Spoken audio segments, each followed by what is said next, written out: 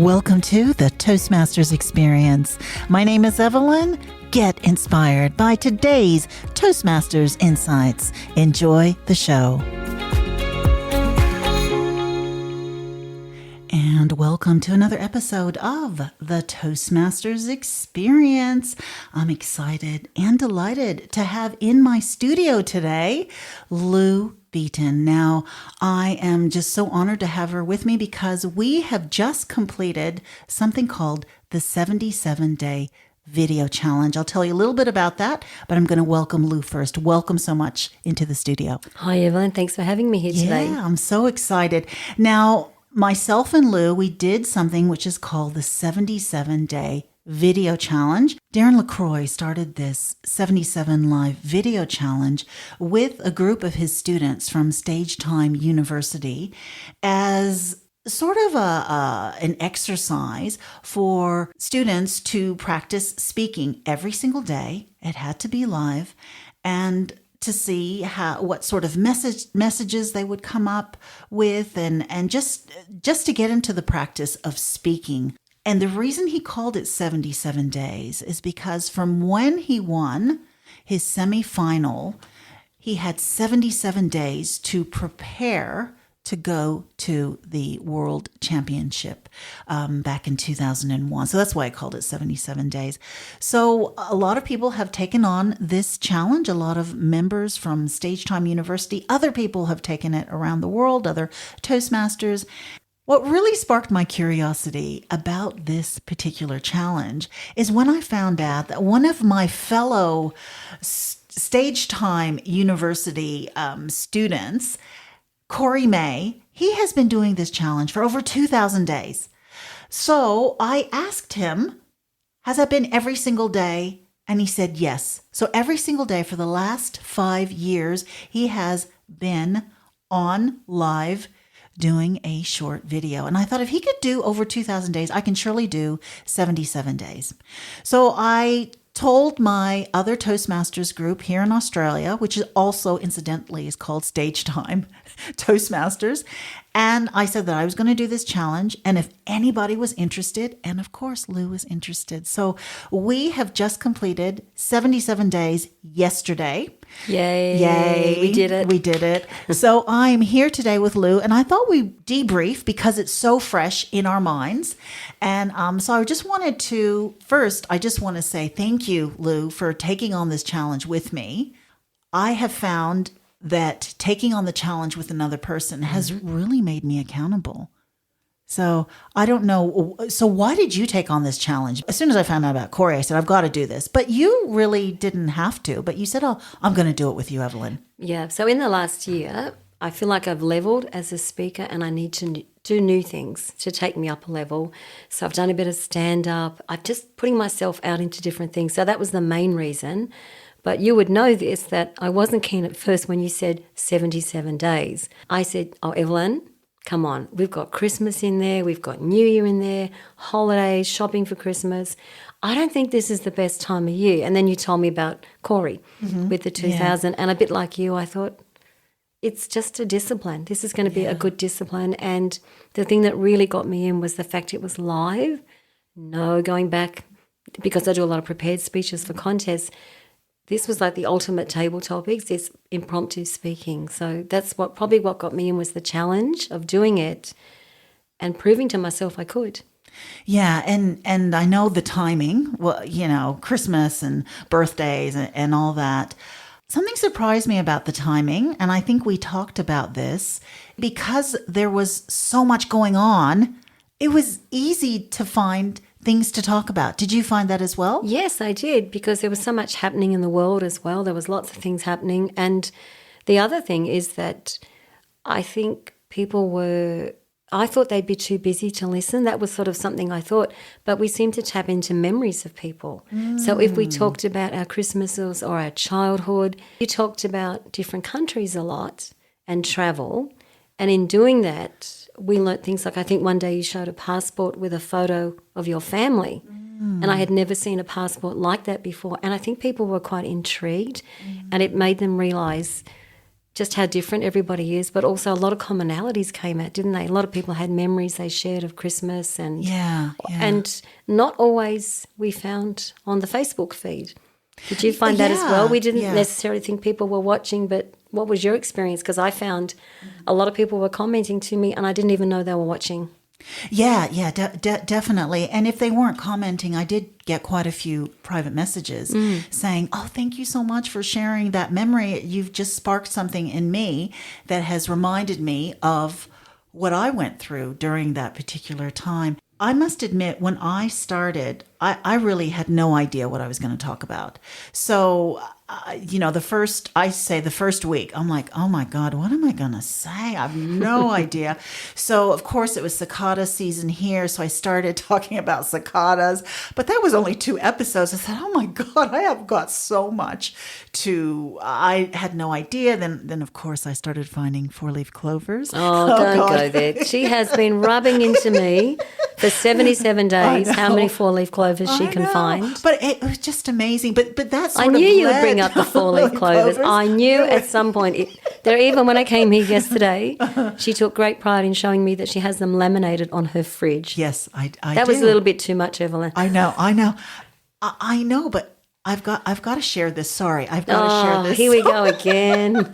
So during this 77-day challenge, I have found 16 4-leaf clovers and 1 5-leaf clover. I mean, that is insane. So It is pretty incredible. It really is. Anyways. Annoying, but incredible. You can't talk about 4-leaf clovers every single day. So I really... You nearly did. But I know, I nearly did. So I really still had no idea, but thank goodness I did interview Kory on my podcast right sort of at the beginning, and he shared with me, he said, Evelyn, you've got a different perspective on the world because of being an Army brat and blah, blah, blah. And I thought, you know what? You're right. I'm just going to start talking about my life. I did feel at first, oh, this is going to be a little bit narcissistic, me talking about my life. But I found that I actually did strike a chord with a lot of different people, especially military brats. They came back and said, oh my God, I totally forgot that we had to do that. And I found some dog tags, my dog tags, and I forgot the story behind my dog tag. And then I had to ask my mom. My mom had no idea. And then I asked my eldest brother, and he totally knew the story behind the dog tag. So that was really good. So it seems like every day something came up like, oh, I'm going to share that. And it also helped me to do a little bit of research and find out why that thing was happening, and even why I have a passport with a photo of my mom and us 4 kids in it. So, and I didn't realize that the passport I have, which is green, the first passport, it's because my dad was in the Army. So there are these little things I had no idea, but I've had these memories and stuff for years. But because of this exercise, I've had to just dig a little bit deeper to find out why. So I've really enjoyed that research process. Yeah, I've really enjoyed that. And what I have observed is a lot of people do this challenge differently. Like you've done it totally different to me. Tell me a little bit about your process. I think what emerges is your style. I've been thinking about this, and I think for people listening, if you're not a Toastmaster, all our Toastmasters clubs have the same formula. We do impromptu speaking, prepared speeches, but every club has its own personality and its own style. And I think that's what emerges in the challenge. So like you, and I've done a lot of speaking, I've done impromptu speaking, but I've got to tell you, when I hit that live button on the first broadcast, it's so final. There's no going back. And I was surprised at that. And I think the first night I just spoke about the challenge and what I hoped it might do. What emerged for me as I watched you, and I've said it to you many times, I saw a teacher in you. You love show and tell. You love to tell stories and do research. I didn't do that necessarily. I'm very observant. I pick up things that are happening and I can see themes, but this fine-tuned that. And I think it developed like a radar. I'd be out and I'd go, oh, look at that. Look at that. There's a child helping another child learn to skip. That would make a great story tonight. So I didn't necessarily go looking for stories, but if I saw something that captivated me, that would be what I would do, because I did mine quite late at night at the end of a day. And like you, I think probably you inspired me. I started thinking back to different parts of my life. One of my probably most popular ones was the Sydney Olympics, and I spent 3 or 4 nights on that as a volunteer, and I had amazing experiences. But I think generally for me, it was just about being observant. And some nights, I remember in the last week, I was so tired, and I'm like, oh gosh, it's day 74, I think it was. And I was so tired. I woke up, I hadn't had much sleep, and I went, I'm going to talk about tiredness. Mm-hmm. And as soon as I started, I remembered working overnights, and that's the ultimate being tired. So I think if I had to say, I think mine has been more impromptu in the sense that I've just gone with what's on my mind or what I've seen. And I think I did one little bit of research for the last one, and I just sort of went with the flow. And I think it's been interesting. I've looked at some other people's as well, and they do them entirely differently as well. Yeah, they have a message that they want to share or something. But or in business, some people have a theme. A theme, yeah. So it's been really interesting. I guess your style really does come out of this exercise. So I do encourage a lot of people to do it. Not even a Toastmaster, because you do discover what you're passionate about. And I think what I have found is. I do love show and tell. You know, I You're do. A teacher. I do love showing photos, and it's really helped spark my memories. Now, what has something that has surprised you about this whole challenge? So I have a lady called Faye, who I didn't know her very well, but I've an acquaintance, and she's on my Facebook. And she lost her husband of 65 years, I think, during last year. And it really warmed my heart how much she would look forward to my videos. Now, I did them about 11:45 at night, and she was always there, always the first one to comment. And it gave her an avenue. So if I talked about the Olympics, she could then talk about going to the Olympics with her late husband. I spoke about birds in the backyard. She told me I had no idea they belonged to a bird club. I just seemed to tap into several places with her where she got to share her memories. And I think it was wonderful. That was one of the things that surprised me, how often I didn't know things about people who I thought I knew fairly well. And they would say, oh, yeah, I was a volunteer there as well. I went there as well. And one that really surprised me, I think I talked about going to Barrow, Alaska, which is the top of Alaska, and it's very remote. And lo and behold, Faye pipes up and says, oh, we went up there. Oh, wow. So it was really surprised me that she had been to this remote coastline of Alaska and Canada as well. Yeah, a lot of things have surprised me, and a lot of commonalities with other people that I had no idea. So go ahead. I was just going to say, and we've surprised people as well. Yeah. I think people had no idea some of the things that you and I have done. Right. Sorry to interrupt, but I think it works two ways. I've had people say, I didn't know that you did that. I had no idea.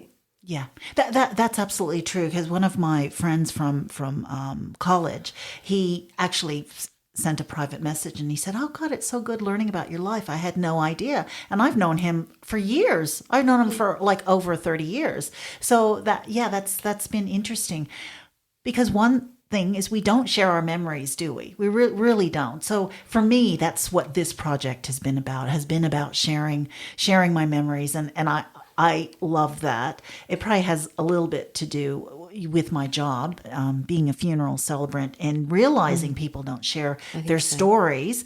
And when you don't share your stories, they kind of, when you do finally pass on, those stories go with you. So for me, this has been a bit of a legacy project as well. And I think Kory has inspired me, because he did say something in my podcast that I did with him about it being a legacy project. I mean, he's got over 5 years of information. So his children will have a lot of information to go back on.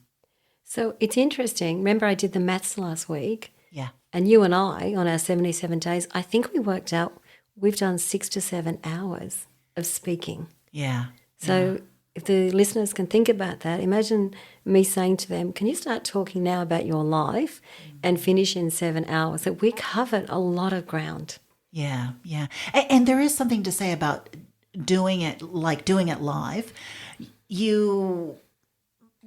First of all, you're doing it live, so it's really off the cuff, and your nerves will present themselves the first minute. I know they did with myself, just getting a bit giggly and my words stumbling. But then you get into the groove of speaking and it flows really well. And your true message, I think, does come out after that. And the other thing, Evelyn, that we should mention, we both started to get quite comfortable, and we did the first couple of days pretty easily. And then people started watching us, and we both went, oh, someone's actually on there. And we didn't know whether to stop and acknowledge them.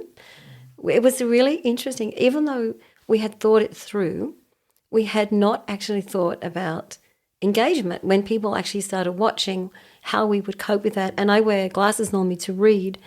So I think at one point I sort of threw my glasses on to see who was looking, which didn't probably look very good because it's very small print. And sometimes it'll say 4 people watching, but you've only got 2 names down the bottom. So that was quite funny. I think the first time it happened, it was the same time, and we both madly messaged each other and saying, oh, I wasn't ready for that. Yes, that's true, and I think I actually made a bit of a spectacle of myself. Actually, I think all the times people have been on, and I have to admit, I think that's why I have been on at different times of the day, because it did really throw me off. And when someone came in quite late, I felt like I had to explain to that person, okay, I was just talking about this, not even thinking that, hey, they can, once it's posted, they can rewind and go back.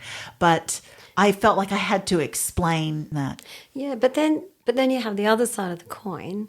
How nice is it Yeah. that we've acknowledged them? And I think what happened was we were both like that, Yeah. but I think we learned how to do it quite professionally. Yeah. Hey, Paul, it's nice to see you online. And I think that's one of the learnings in this, is being so present that you stay on task, but you can go off just a little bit.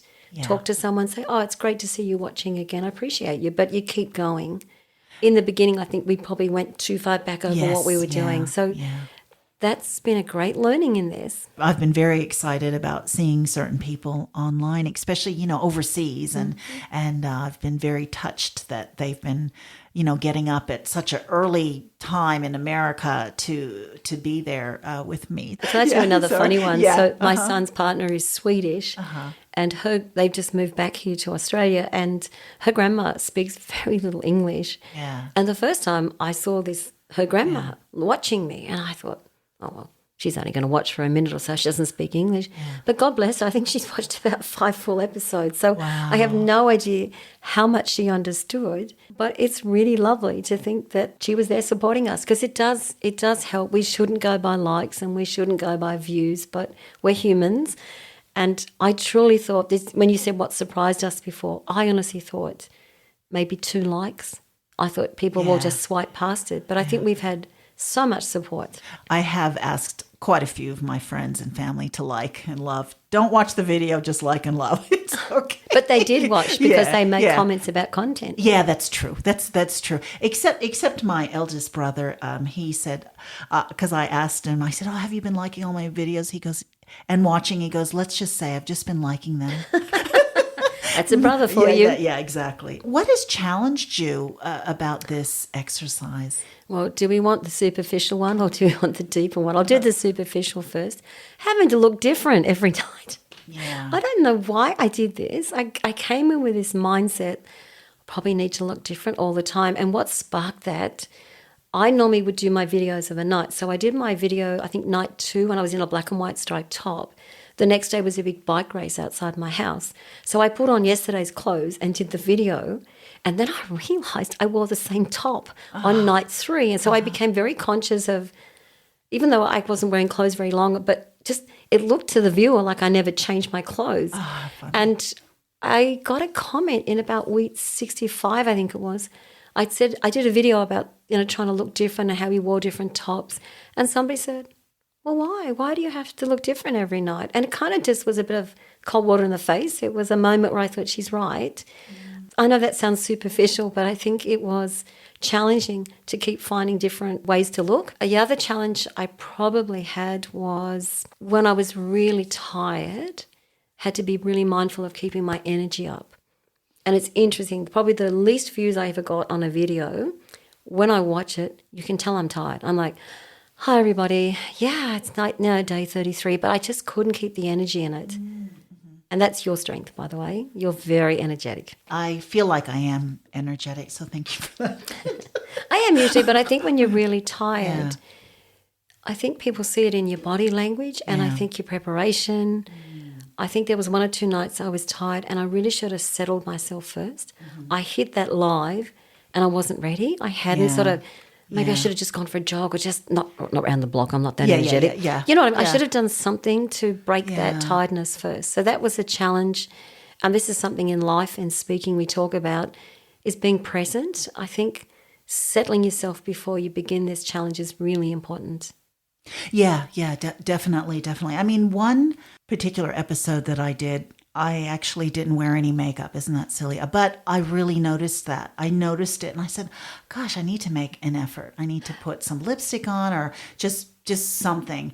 And it changed me. So that particular episode was one that I did a lot of research for, but because it was getting late and I wanted to record it outside, I felt the energy was flat. And I think it's because I was looking at myself and I thought, oh God, you didn't put any makeup on. It's so silly, but you realize it does sort of, I don't know, you present a bit better. Yeah. So I had a crazy life because most of mine were done at 11:45 at night. So I could be working in the garden all day and I'd be sweaty in my garden clothes. Then miraculously, 11:30, I'd start getting dressed like I was going out for the day. And one night my husband was asleep and he came out and he said, are you going on a Zoom meeting? I said, no, I'm doing my video. So it was really bizarre. And then I was too lazy half the time to take the makeup off. So I'd wake up in the morning and think, I look pretty good today. When you really think about what we did, for 77 days, we committed to doing this thing. And I think we really tried to bring variety. I think if I could say one thing about us, we really tried, we didn't really rehash anything. We really produced original content. That's something that's really come to me as I've reflected. Yeah. Even when you talked about Delta Airlines, I talked about the Olympics, but we never talked about the same content. It was always fresh. Yeah, it was totally different. That's absolutely right. What has been your biggest takeaway?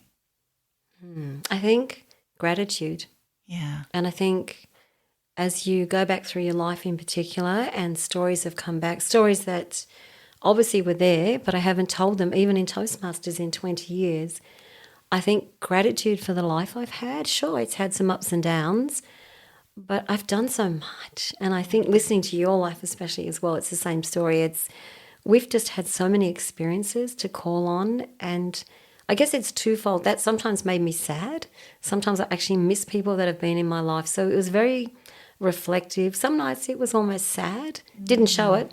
I didn't show it on the video, but some nights I would sort of stop that and think, gosh, I miss that person, or gosh, I miss that time. Yeah. But I think it's made me more grateful, and for that I am very grateful that you made me do the challenge. I think we don't stop enough to think about life. We're so busy, especially me, we just go from one thing to another.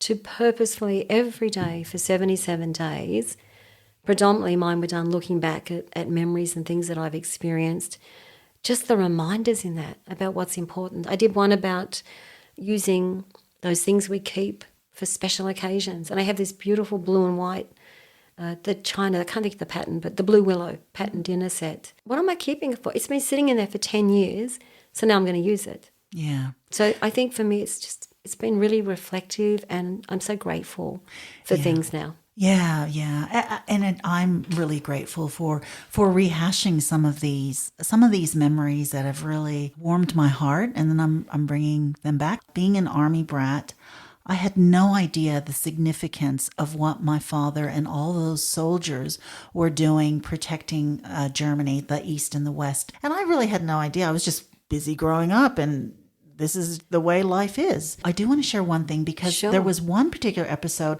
I think I was a bit flippant about moving around. Oh, we moved here, we moved there, blah, blah, blah. And then someone sent me a message and said, my husband moved around, but it was actually really quite difficult. And then that made me realize, it was different the way I moved around, because we were a military family. wherever we moved to, we would be provided for. We'd have our housing. My father would have a job. You know, we transitioned into school because everybody at school was starting new as well. So it was different. So I had to, that one particular episode, I really had to talk about that. And then another episode, I was talking about how easy it was to move. And then she reminded me, she said, oh, it was easy, but when you got to teenage years, it's not so easy. And then I thought, yeah, you're right. So it made me look at things from a different point of view and looking at my life from a different point of view. But then maybe as I'm sharing my stories, that we all have different lives, and yeah. And one of the things that I've learned in Toastmasters is some of the stories, especially when we start, we tell our story. I grew up here and my parents did this and I moved. We're telling it often as the age we were. So we might be telling it, you were probably telling it like a 9-year-old moving. Yeah. It was probably exciting having new houses. Yeah. But what I think Toastmasters teaches you, and it's the same with this series we've done, you start to see it from different perspectives. You saw it from that lady's perspective. What was it like for other people moving who didn't have the community around them maybe of the army? Yeah. What was it like for your mother? Yeah. I mean, packing up a house is one of the hardest, horrendous things you'll do. And it's an emotional journey. And imagine she's just made a good friend and she's got to move again. Yeah. And I think, that's something that I've picked up, is that we tell the story only one way when we join Toastmasters. And Toastmasters teaches us, you can tell the story from another character in your story. You can tell it at a different age. What I think as a 66-year-old is vastly different to the way I saw it as a 9-year-old. And I think there are people in your life, maybe you've even had maybe not such a positive connotation of when you're younger, but suddenly when you're a parent or you're a grandparent or you're older, you suddenly go, well, actually, I do that.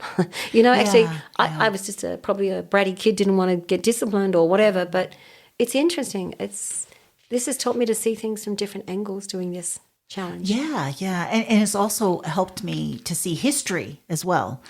Oh my goodness. Like my parents not being able to get married. They tried to get married in 1964 in Virginia, and they weren't able to get married because my dad, Filipino, and my mom's German. They ended up getting married in New York City. And of course, the laws didn't change nationwide in the United States until I think it was 1967 or 68. It's actually quite interesting learning this about my life, because you kind of think, oh yeah, my life, blah, blah, blah. It's a bit boring. But then when you really dissect it, it's like, oh, it's actually been kind of interesting.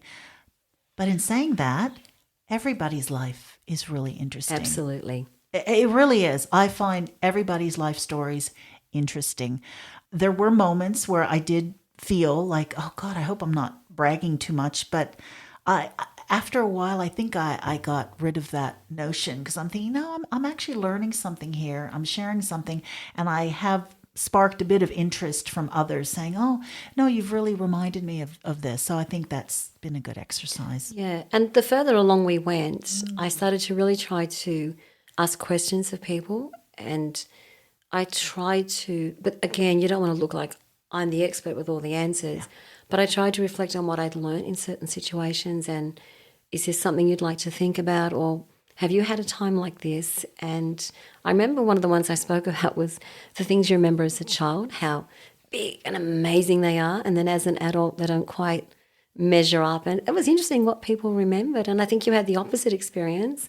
You'd been to a country that you kind of written off, wasn't it? Or the other way around. No, you'd been to somewhere you really liked, and then you went back, I think, and it was disappointing. It was the opposite of what I was. I can't remember now, but we've done 77. Okay. Give us a break. We've done 77. But it's a very reflective process, and something I was really interested in. I met your other friend who did this last night. Yeah. And she just did it privately. There's reasons she didn't want that on social media. So I'd encourage anyone. It's like a diary entry, but it's just that you're speaking to a camera. And I love the fact that it is a legacy. I'm not sure that my kids now would necessarily watch it. Some of them watch a little bit or appreciate. Yeah. But I've no doubt when they get older, are not around, I bet they'll really enjoy it, hearing some of those stories. Yeah, no, definitely. I know my son watched a few with his father. He was like cringing a little bit, but then he was laughing too. And I think he was like, oh, I can't believe Mom got up to that. I do like how it'll be a bit of a legacy for my son. So if he wants to look back on it, he can. So if you can remember, what has been your favorite sort of episode? Not one episode in particular, and it's a little bit of a regret that I have. I think I liked going outdoors the most. I live opposite a beach down at Coaldale, and I think I got to day 60 or something like that, and I thought, I haven't even been down the beach. I've just got in the habit of doing them late at night with my backdrop behind me, and I just picked up my phone and literally walked down the beach. I remember laughing, thinking people are going to say, look at that woman on her phone. She's not even looking where she's going. And I think that was it connected with a lot of people as well. So I think my favourite ones have been where I've gone outside. I remember once I dressed up, I'd been to a Toastmasters meeting. I was in all like 70s gear. It was a 70s themed meeting. And I think that's my one regret. Probably if I did this again, I probably would have done them in the morning. I think I would have switched. If I knew what I know now, I'd probably do them first thing in the morning, because I think I would have gone out more and experienced more. But my favourite ones, I think, were just going out in the garden. In one episode, there was one I loved. A butcher bird came in and sat on the tree behind me. That was probably one of my favourites, because I was trying to tell people about looking after our wildlife, and it was like he just came in at exactly the moment I needed him. What about you? What are your favourites? Well, I've got a few. No, we had 77 days. We can have a couple. Yeah, I loved my flight attendant one that I did. Now I must. There is a disclaimer, that is not the uniform that Delta flight attendants wear. So, but and we never wore hats, which I kind of think we should have worn hats, because they kind of look cool. So that was a bit of encouragement from you to wear a hat, actually, because I did a flight attendant speech, and she said, oh, you should wear a hat. I'm like, oh, but we didn't wear hats. And she said, oh, it doesn't matter. So I kind of symbolic. Symbolic. So I kind of like that. That episode was fun. I love my Rubik's Cube one. Yeah, that was the outfit was fantastic. If you haven't seen it, go and look at that one. It's brilliant. Yeah, I liked doing that one, and I also liked the ET one.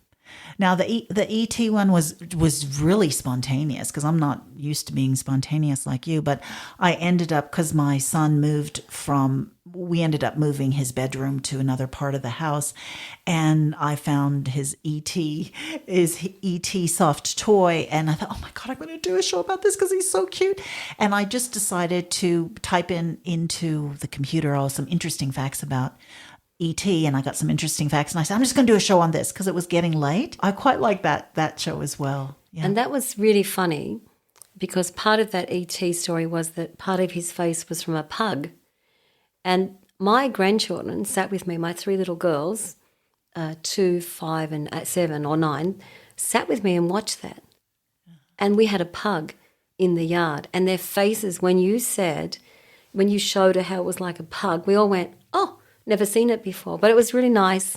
Yeah. You actually engaged the kids. So it was really interesting how the show and tell aspect kept the kids with you as well. So, yeah. I've always loved show and tell. I think that really came out on this do. episode. I mean, you do. Yeah. I do have to share a story about doing it live, like you said, when you walked out to the beach. I went out to dinner to Sydney during one of the nights, and I thought, I'm going to do a show while we're out at the Opera House. This is going to be so cool. So this particular night that we were at having dinner near the Opera House, and I pulled my camera out, and I know my husband and the couple we were with, they just started getting like, oh my God, what is she doing? And I pulled my camera out, and then I started talking. I started feeling really subconscious, and you can't stop because it's live. It's live. Can't stop. I mean, self-conscious, not subconscious. But anyways, and but then I looked around. Everybody was doing it. What?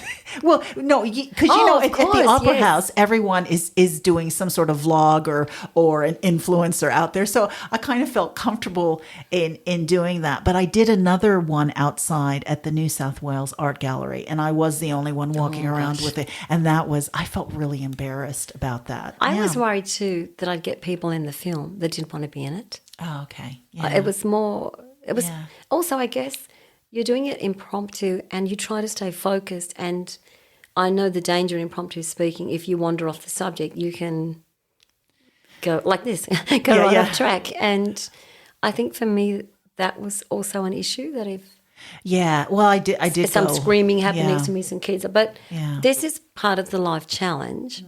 We can't control everything. Yeah. One night, I thought I was going swimmingly well, and I'm halfway through my introduction, and my phone falls flat, boom, on the table, Yeah. and I go, "Oh, sorry about that." I'm very cool, and I pick it up, and it falls again, Yeah. and now I just look incompetent. Yeah. I just go with it and Go with yeah, it, and just- but I think in the beginning I would have been more upset about that. I did just go, "Oh well." that is what you learn when you've done it for over 50 times. Absolutely. Yeah, and you really do have to do it for this length of period. You can't just do it for a week. You have to do it live. I've really found the biggest lesson was doing it live. Absolutely. If we had pre-recorded these, we would pre-record and put up the best one. But this was, I can't say enough for people listening, Toastmasters. This exercise will show you things and it will make you a better impromptu speaker. But the topics that you will unearth for your speeches and the ability to find things to talk about, I mean, tabletop is 2 to 3 minutes. We were doing double that or a bit more constantly every day. And I think for Toastmasters, this is a golden exercise. And the other thing that I guess we haven't mentioned yet is how quickly it went. Yes. I yes. know 77 days sounds a long time. It went in a flash. Yeah. At the beginning, it didn't. Oh, really? Yeah. I thought at the beginning, because I was like struggling, like, what am I going to talk about? Okay, the Scottas are gone. I've spoken about that. Okay. Yeah. So I was really struggling. But I think when I started talking about my life, about, Yes, you had abundant then I had content. abundant. I was like, oh my goodness, well, I've got so much I can talk about. And I will continue on that journey as well. Yeah. And I think the second half went quicker. I remember you saying Yeah. to me, we're halfway. Yeah. And I said, really? And then I thought, oh, we are. And then it felt like the second half flew. And I think maybe that's because we just incorporated into life. We had a way of doing it that was working. And I guess it's more taxing when you're starting out and you're trying to work it all out. And I think what I said before, we just go with the flow. We're not stressed if it's not good or it's... Oh, the other thing that's really funny for the Toastmasters listening, sometimes you go, and that's it for me today, blah, blah, blah, thank you. And then you go, oh, that was really bad. That was really bad. And then you watch it back and you go, actually, wasn't that bad. That definitely is a Toastmasters lesson, because we think we look a lot worse than we actually are. I mean, even as I'm recording and I'm losing the words and I'm thinking in my head, oh my God, this is so horrible. This is so horrible. Oh my God, what am I going to say? What am I going to say? What am I going to say? And then something will come out and then I'll rewatch it. I'm like, oh yeah, that looks good. And that is a good lesson when we're giving a speech or doing anything, like we're nervous inside, we're tripping on our words, but it's okay. Yeah, and I think we put a lot of pressure on ourselves in Toastmasters, and this challenge is, I think the longer we went on, it was just like, this is who I am. This is what I'm giving. I hope you enjoy it. But we weren't stressing if they didn't. Lou, it's been such a pleasure talking to you about this, but what are your plans now? I love the challenge and I've learned a lot, but there's other things calling me. But the challenge will help me with my big project coming up. I am doing a Toastmasters HPL, a high performance leadership project, a very ambitious one. I live in a postcode 2515, which is some coastal suburbs in Wollongong, and I want to make people far more aware of wildlife-friendly gardening, in particular focusing on keeping, bringing in and sustaining the wild bird life, the native birds. And I've realised through this challenge the power of doing video. So I was walking yesterday and there's a garage in Coaldale which has all native birds of the area painted. And I thought, I've got the confidence now. I'm going to go and knock on the door and say, would you mind if I do a video here? This would be a great background when I want to introduce the bird concept. I think using videos to reach people, I've been using a lot of pictures, short, sharp videos, updates, sharing information. There's no reason why I can't do some educational ones as well. One of the ones that was very popular is people were using that fake cobweb at Halloween to decorate their houses. And I learned that it was killing a lot of butterflies and bees, and the little birds were dying in it. They were getting trapped in it. And that video was quite popular when I did that. So I think for me, it's about getting into that project, but I'm not going to learn the lessons from this. Down the track, and I'm going to push you, down the track at some point, maybe next year, we should come up with our own challenge, something that we do every day with video, or I think that's where my head is now. But tell everyone what you're doing, because you're doing something very differently. Well, I don't know if it's different, but I'm just going to continue on with my life story.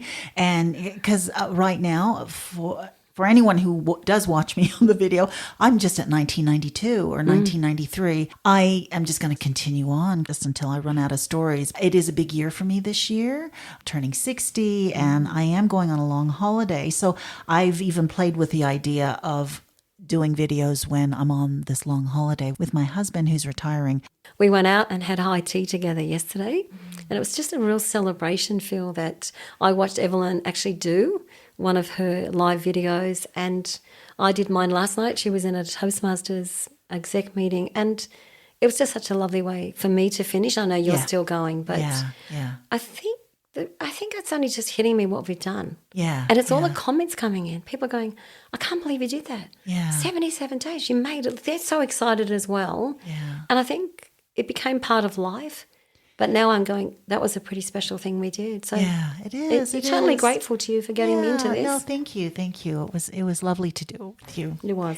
So, and so for those of you listeners out there, try it out. And you don't have to do it live. Like one of my good friends has done it, and she's just done a private video every single day, but she's learned a lot out of it. So I think you do learn a lot about yourself and about your life.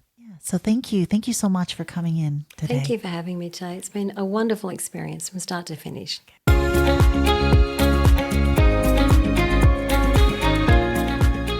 Thank you so much for your company. Please tune in next time to the Toastmasters Experience.